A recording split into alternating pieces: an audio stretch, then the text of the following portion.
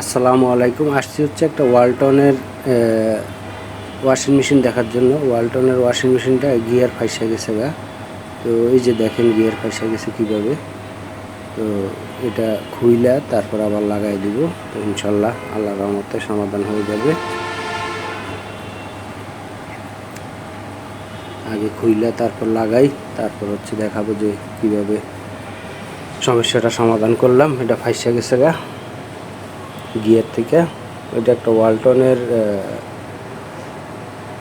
Washing machine. এখন এই লকটা খুলতে হবে।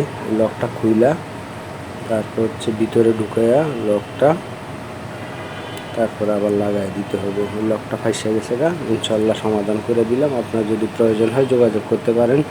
এসি, ফ্রিজ, মাইক্রোওভেন, ওয়াশিং মেশিনের যে কোনো প্রয়োজনে ইনশাল্লাহ যোগাযোগ করতে পারেন। আমি বিভিন্ন জায়গায় হোম সার্ভিস দিয়ে থাকি।